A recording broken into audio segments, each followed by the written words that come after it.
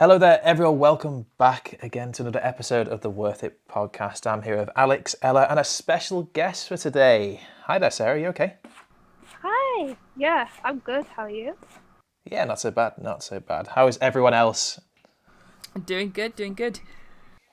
Excellent. Good stuff. Good. Right, let's get cracking with the podcast today.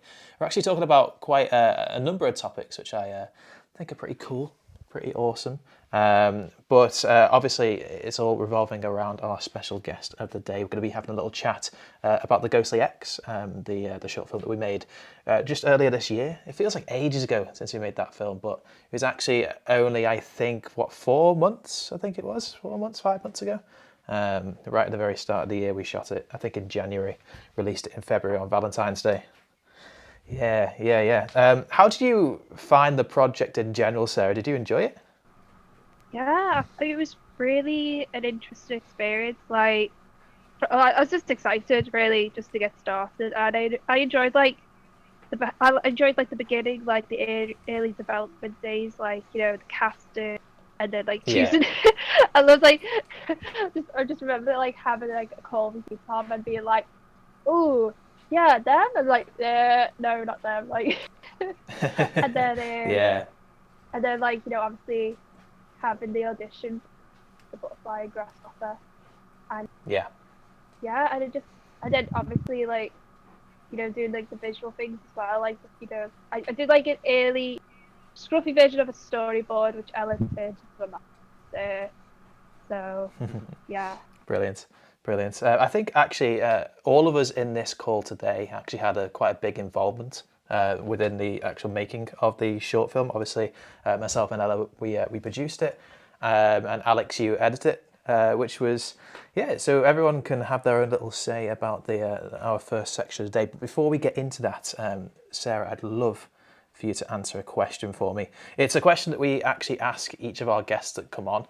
And everyone seems to have a different answer. I'd like to know what your answer is for this one in particular. So, do you class yourself as an artist? If you don't include the musical side of your career or hobbies, do you class yourself as an artist in regards to filmmaking? I mean, yeah. I mean, if you're creating something from scratch, and if you put your to it, and it's vision of yours, then yeah, I think you do count as an art. I mean, oh, you really put me on this. Yeah, because if you're making anything, for example, art could be doing makeup, or making a cake, and if you're decorating it and everything. So I guess Yeah, absolutely. Because people automatically think an artist is someone who stuff, but an artist is basically someone who creates art in any form. Yeah, absolutely.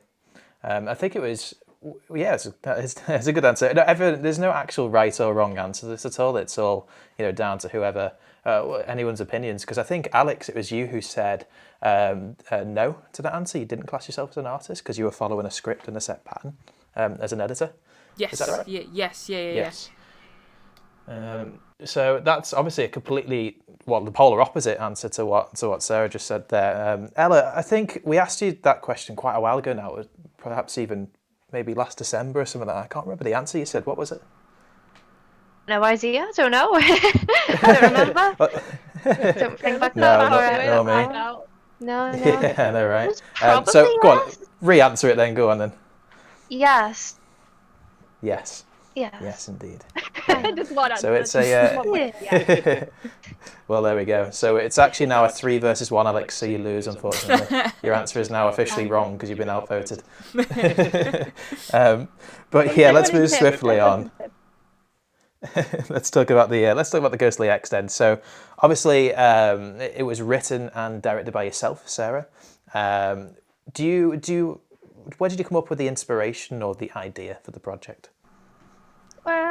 Well, it was around the end of 2018 when I wrote it, so that was nearly 2 years ago. It just started like halfway.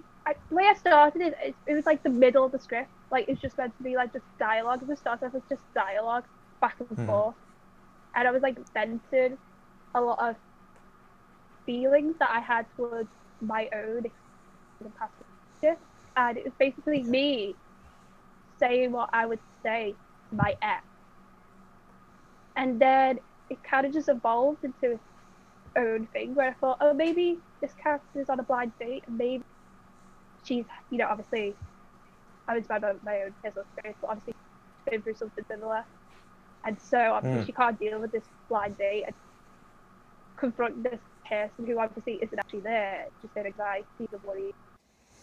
Yeah. So you started with more or less like a core idea, and then sort of built your story around it in a way. So like a core idea or a core feeling and built it around. That's a really interesting way in which to design. I sent it to Ella. Just not like, Ella, make this into a short film for me. It literally was not like that at all. It was literally like, Ella, can I have you? Because Ella, you're lovely. You're amazing. Like, cute feedback.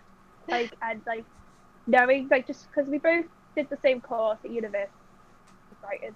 And so we both were both on the same page right away. And when we had a course right on the wall. And so anyway, so anything I have written, I'm always like, she's the best to get her opinion. Like, she just, you know what I mean? So there's I said too much pressure. I can't handle it. Stop. My crazy head just explode. Please. Like, so I sent it to her, and I don't know if you read it right away. I think you were just like, and then and then you're like, oh yeah, I was looking for a film. Oh, I love the film. I'll read it. Oh, it's actually good. And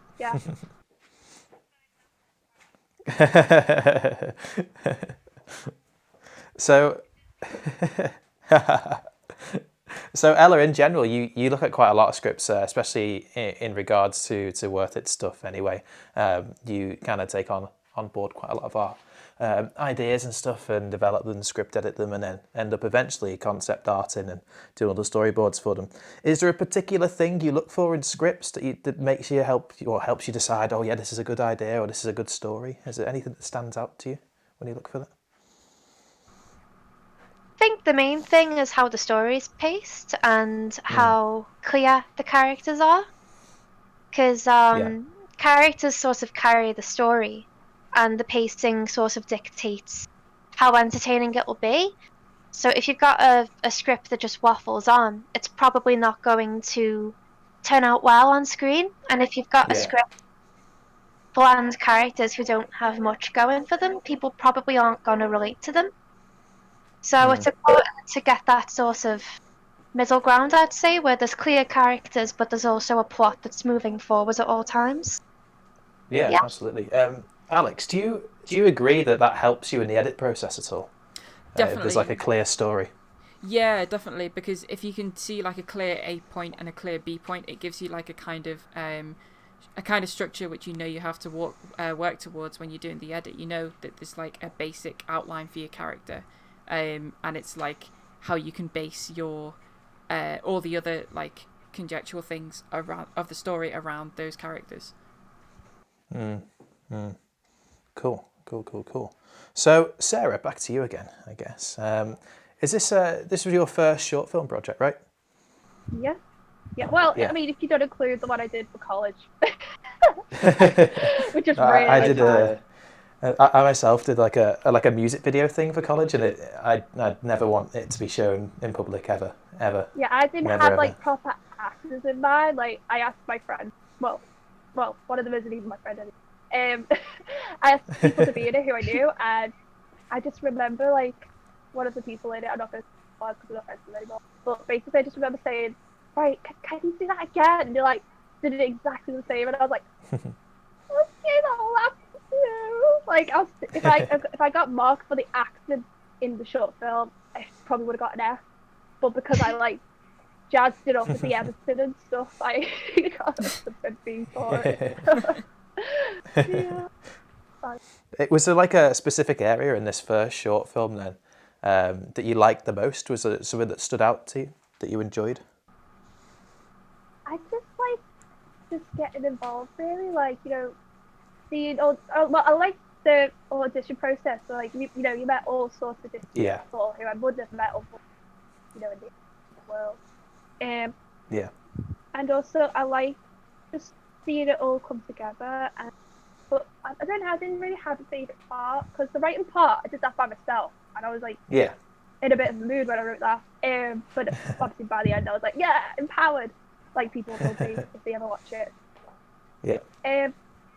But I like the directing part as well, because it was like my first experience directing. So I don't know. Sometimes like credit, the actor just got it. Like Melissa and Ben, like they just get what I'm trying to say. They just like, and they'd even suggest ideas as well. And I like to think, as a director, I wasn't one of those people who's like, no, it has to be this way. Like, if the actor has a good idea and a good way of like, interpreting how the actors, played out, then I'm totally like, well, that makes the scene even better. Like, yes, we'll go with your idea. Yeah, I think that the biggest part of allowing that to happen, it not only maybe sometimes highlights some areas that you're missing out, but it also keeps everyone in check. Everyone's dead happy with you. Working as a team, it always works out to be good communication and all that jazz. That really helps in the long run. For Melissa, she had a suggestion for the last line. Really like kind of that last line was her last line was like my baby. Because it was like the empowering line. It was like it was supposed to be I actually learned from my mistakes, and she was just like maybe just get rid of the actually and just put how I learned from mistakes, and it just got to the point. You know what I mean? And I just thought, you know what? I'll let that slide. That sounds better. You do that. So but yeah, because basically the script is just like a guide, isn't it? Really, for the actors, how. I mean, obviously, I wasn't like horrible to them if you didn't do it word by word. I was kind of like, you know what, you make it sound more realistic. Mm-hmm. Yeah, absolutely.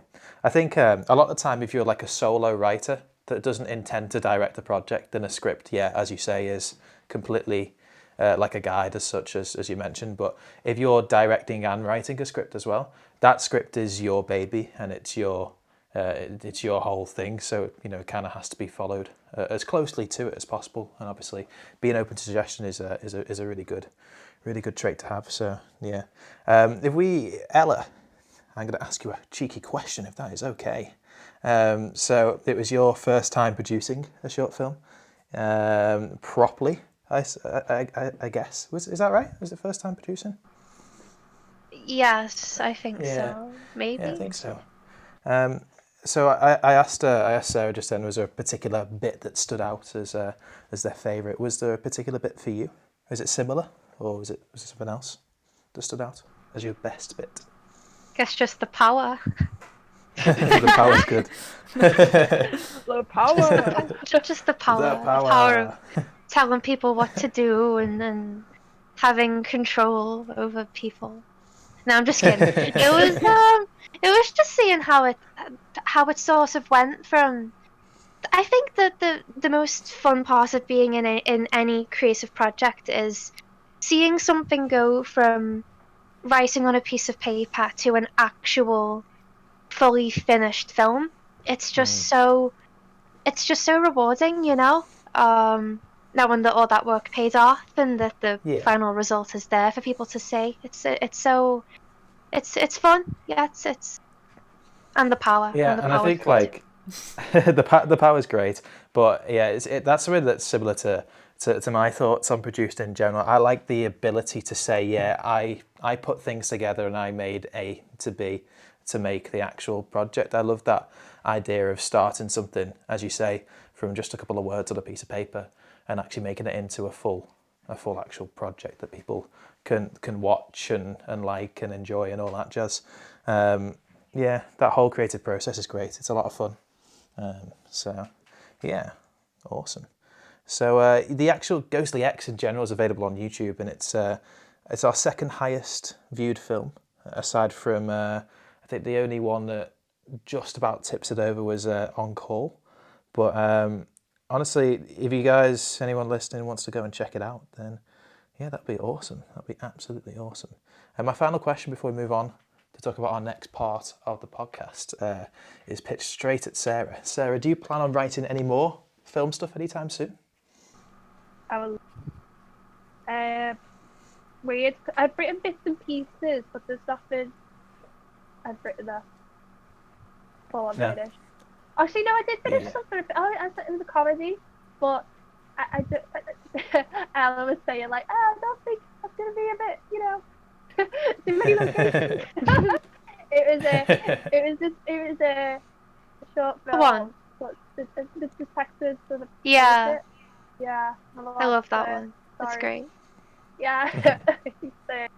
It's actually set in like the 1920s, and it's like these two female detectives, and there's like a character that I imagine like James playing as well, where it's just like they go up to him and they're like, give us some money, and he's like, no, and she's like, please, and then she's like, fine, and it's like that's the only scene that I imagine Jay-Z being in, sitting in a bar. That's great. Anyway, so that's a comedy sort of idea. Awesome. And then I came up with a little idea that I thought would be cute about like maybe like two people who are neighbours, but they're both like living by themselves. So like I haven't written anything like a romance sort of thing. Like they get to know each other's neighbours better, and they're both like a group. And then when they finally can like meet face to face, like rings out. Yeah. Awesome. Well, I think someone else could steal that idea. That's great. Cool. Right, let's move on, hey? Let's talk about the Zine Project, hey? Right, so, Ella and Sarah, we've come to the Zine part of the discussion.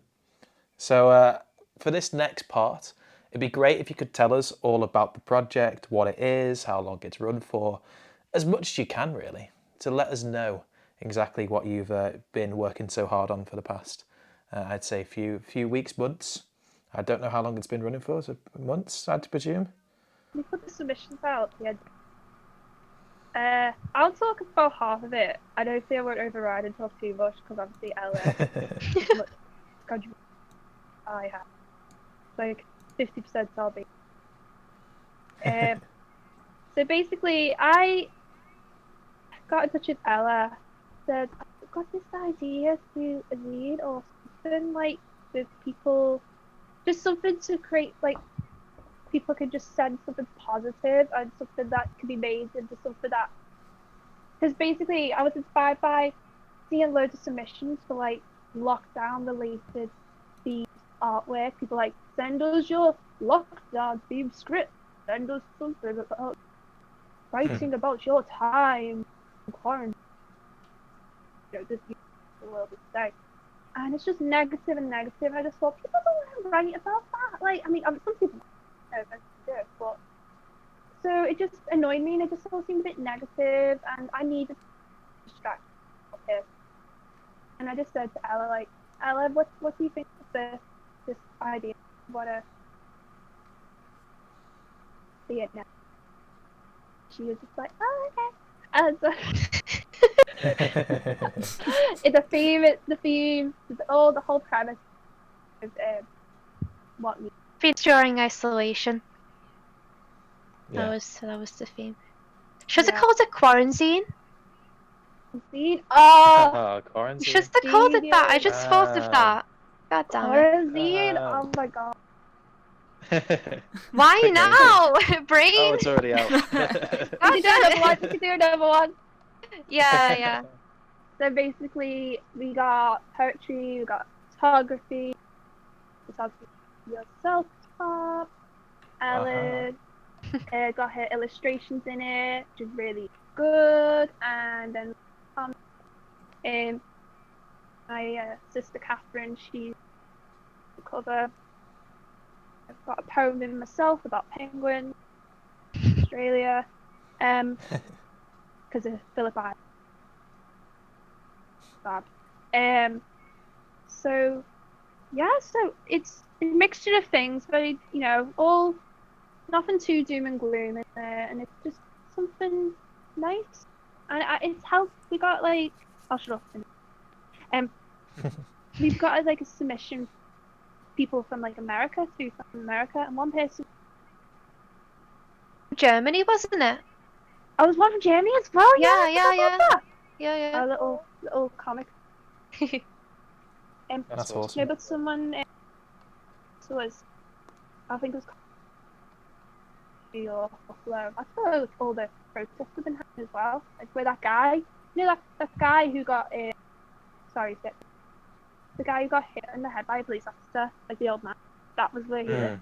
Anyway, that's not relevant to him at all. But he said that, you know, doing this like helped him as well. So there's a lot of people who send it to us have benefited from it, and they've said, "Oh, fine, like so nice to like you that you're doing something to raise, because we're raising in charity as well, which helps neurological condition." It's nice to know that a project built around a charity which aims to help people's mental health actually helps people's mental health. Yeah, that's great. Yeah, so it's been great. The charity's really cool. Well, I mean, it's just kind of just be like, yeah, I'll leave you to it. Like, and I said to them, like, oh, is there nothing, any special mentions? You don't want anything, like, whole page to yourself? And they're just like, no, just Nope. a little comment about us. And I was just like, oh, okay. So yes, that's on sale from today. Fine. Yeah. It's just a digital copy for £3, but all the money goes. Yeah, it's 40 pages of amazing poetry. Brilliant.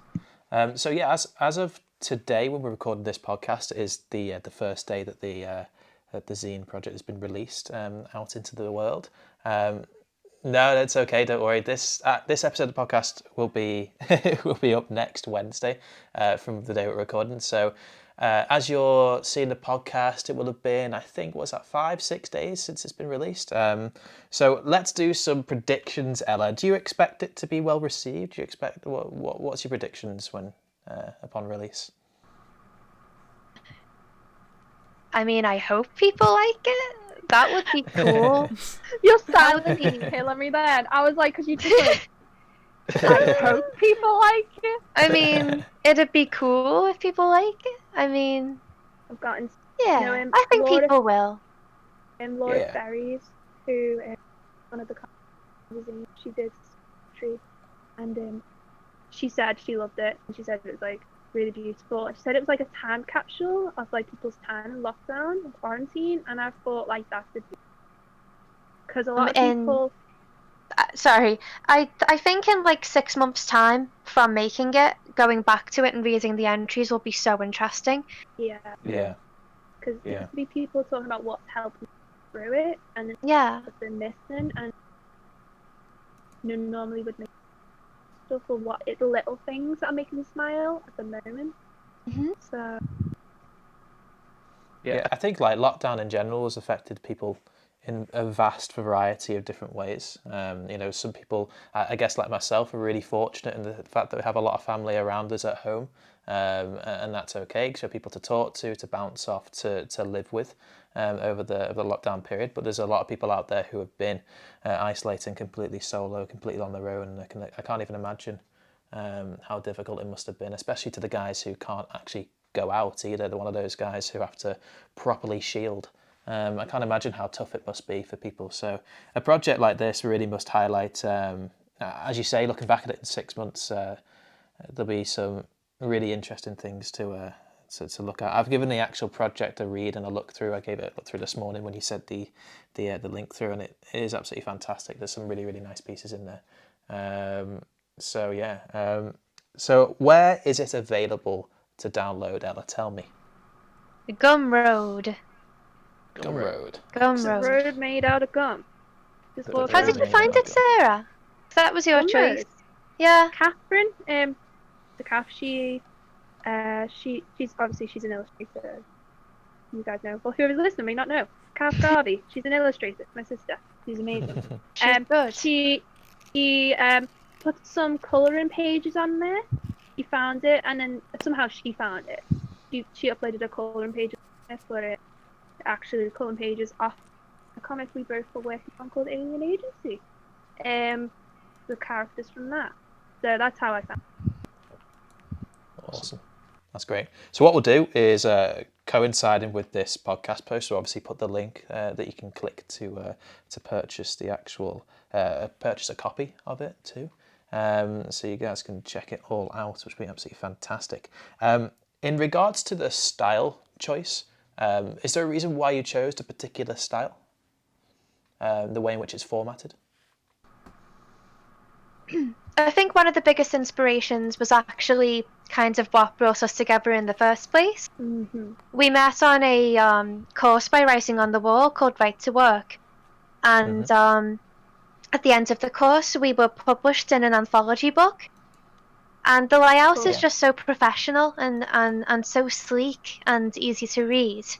So I think that was one of our big inspirations. Yeah, it's called Constellation. Yeah.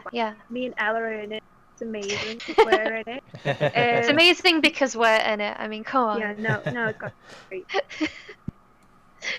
That's So great. yeah, I also Awesome. was kind of just going for the theme of like just it's like silver lining. It's kind of like, you know, like silver lining in the clouds. So that's why, because obviously like I helped basically direct the whole thing. I was basically the person who went, I want these pictures, I want this art, please draw this, please draw that. So every single every single poem, we made sure there was an image to go with it. So we kind of like picked out what imagery we got from there. So basically, Ella interpreted what kind of image she wanted, and she gave me a choice of hit. Yeah. And then we got the little caricature. I can't say the word caricatures. Caricatures. Yeah. Caricatures.